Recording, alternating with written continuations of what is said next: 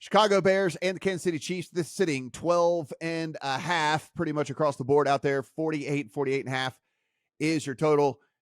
Steven, I mean, our analysis on this is like just how bad are the Chiefs going to win by. It's not whether the Chicago Bears are actually going to be able to pull the upset here. Things are about as bad as they could be in Chicago right now. You have the quarterback saying that it's the coaching. It's the reason why he's not playing all that great. You got the defensive coordinator who steps down. It couldn't be any worse, basically, for the Bears right now.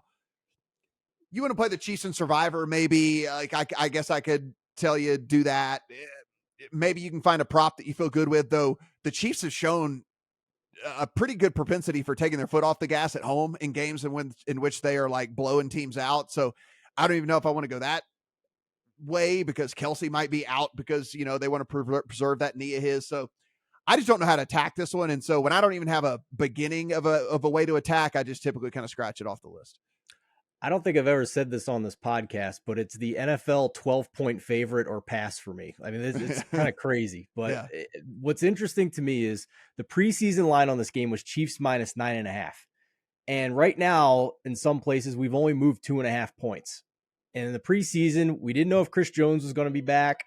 We also didn't know if the Kansas City defense was good at that point. They seem pretty damn good now beyond preseason expectation.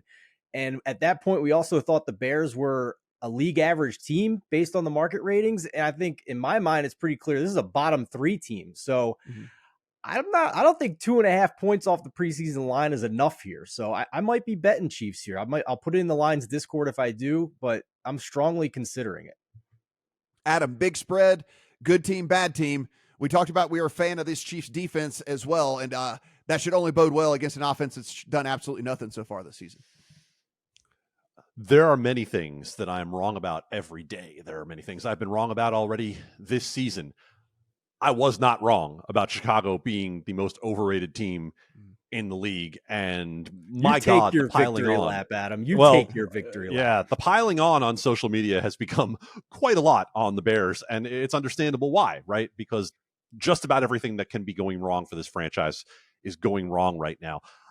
The reason I think some people are hesitant on getting bigger on the Chiefs probably has to do with 2 and 3 years ago's Chiefs, where you saw these double-digit spreads that they just were not covering with any consistency. And I think it's also because you look at the first 2 weeks, you don't see the Chiefs scoring a lot, right? You see a 20-point performance against Detroit, and then you see 17 last week against the Jacksonville Jaguars. Stephen mentioned something about turnover luck when it came to Detroit earlier. Man, oh man, did the Chiefs have the worst of turnover luck last week against the Jacksonville Jaguars.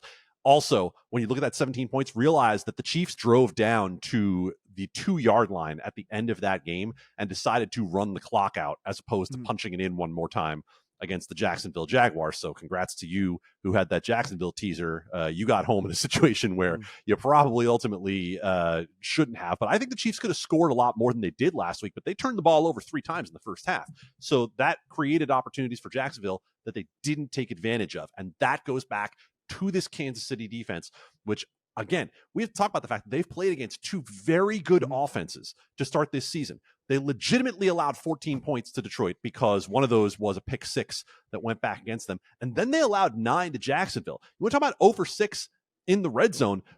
That was because the throws that Trevor Lawrence had to try to make in the red zone were either covered or guys were at the back of the end zone, well covered, trying to toe tap down their feet.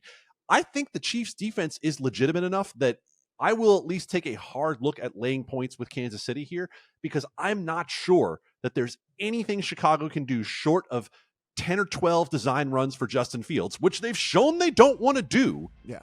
They better move the ball. Yeah, they better do. I mean, seriously, they better. They better have done that, because if not, it could get ugly really quick.